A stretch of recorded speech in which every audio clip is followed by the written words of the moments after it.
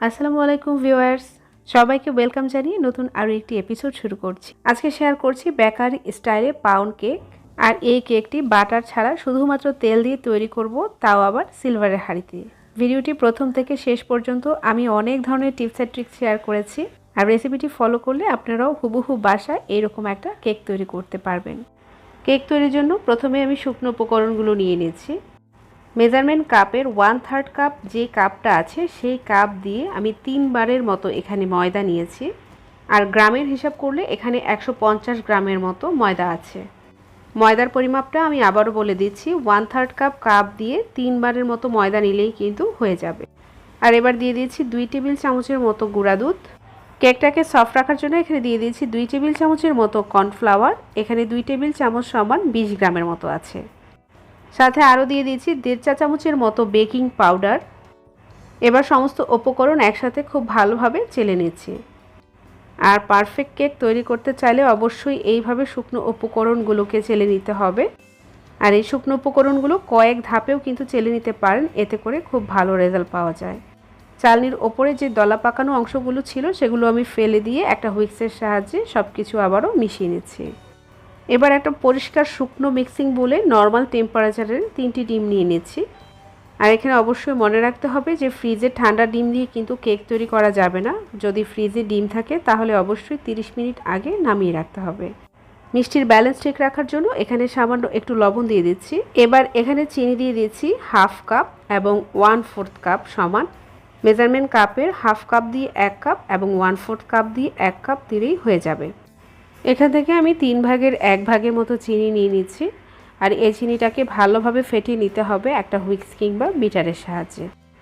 Electric বিটারটা সবার বাসায় থাকে না, যার কারণে আমি একটা হুইক্সের মাধ্যমে খুব ভালোভাবে সব কিছু ফেটিয়ে নিচ্ছি। আর হুইক্সের সাহায্যে ডিমটাকে ফেটিয়ে নিতে একটু সময়টা বেশি লাগবে। ডিমের মধ্যে যখন একটু ফেনা ফেনা ভাব দেখা যাবে তখন আমি বাকি চিনিটাও দিয়ে দিচ্ছি।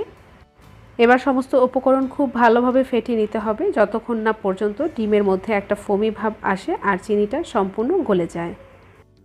প্রায় 7 থেকে 8 মিনিটের মতো চিনি আর ডিমটাকে ভালোভাবে ফেটিয়ে নেওয়ার পর ডিমটা কিন্তু এই রকম ফোমি ভাব চলে এসেছে।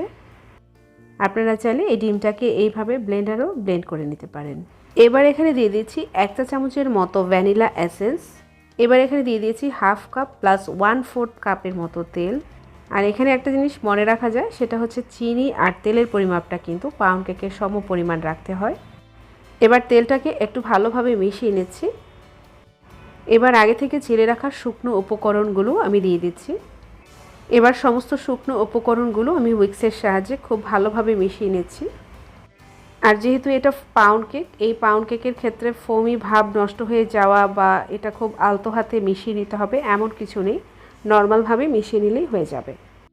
আর এটা ওভার মিক্সিং করা যাবে না, এতে করে ব্যাটারটা কিন্তু খুব আঠালো হয়ে যাবে।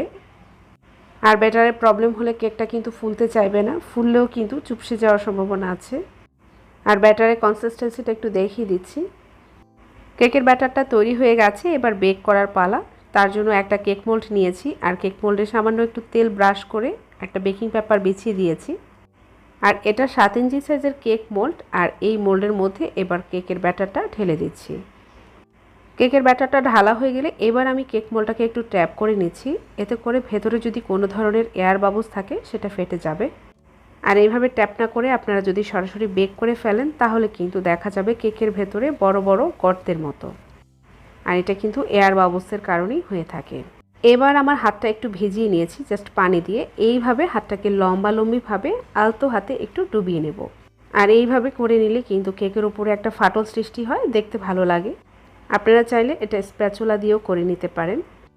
এবার একটা হাঁড়িতে আমি কিছু কাগজ বিছিয়ে নিয়েছি আর একটা স্ট্যান্ড দিয়েছি। চুলার হিটের কারণে কাগজের মধ্যে একটা তাপ লাগবে, যার কারণে কেকের মধ্যে কিন্তু একটা কালার সৃষ্টি হবে, এই কারণেই কাগজটা দেয়া। আর এবার ওপর থেকে একটা সিলভারের ঢাকনা দিয়ে আমি ঢেকে দিচ্ছি।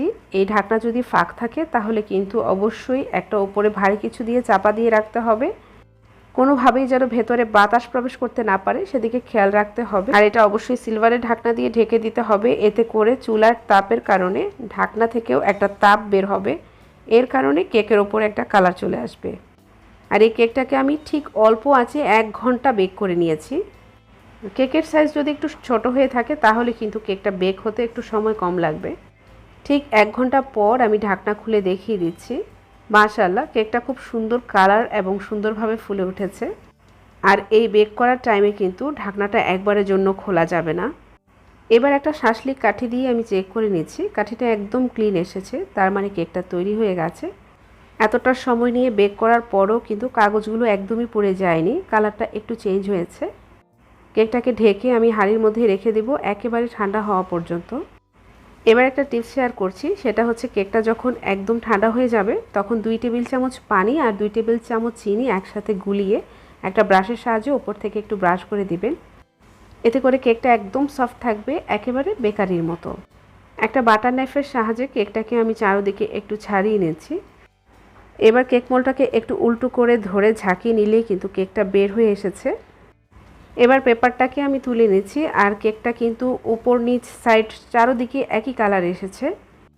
সামান্য কিছু উপকরণ দিয়ে বাসায় যদি এত সুন্দর একটা কেক তৈরি করা যায় তাহলে তো আসলে দোকান থেকে কিনে খাওয়ার আর প্রয়োজন মনে হয় না। এবার আপনাদের সুবিধার জন্য আমি কেকটাকে কেটে শেয়ার করছি। ভেতরটাও কিন্তু চমৎকার হয়েছে, আর এই কেকটা যে বাসায় তৈরি করা সেটা দেখে বোঝার উপায় নেই। হুবহু রেসিপিটি ফলো করে যদি আপনারা একবার এই কেকটা তৈরি করে থাকেন তাহলে কিন্তু আপনারা আর কখনো বাইরে থেকে কেক কিনতে চাইবেন না। বাচ্চাদের টিফিন কিংবা বিকেলে চায়ের আড্ডার জন্য তৈরি করে রাখতে পারেন এমন সফট ময়েস্ট পাউন্ড কেক। এইরকম নতুন নতুন আর সহজ রেসিপি পেতে আমার চ্যানেলটাকে সাবস্ক্রাইব করে পাশে থাকার অনুরোধ রইল। আর আপনাদের সাপোর্টই পারে আমাকে সামনের দিকে এগিয়ে নিতে। আবারও দেখা হবে নতুন কোনো রেসিপিতে ইনশাআল্লাহ। আজকের মতো এখানেই বিদায় নিচ্ছি। আল্লাহ হাফেজ।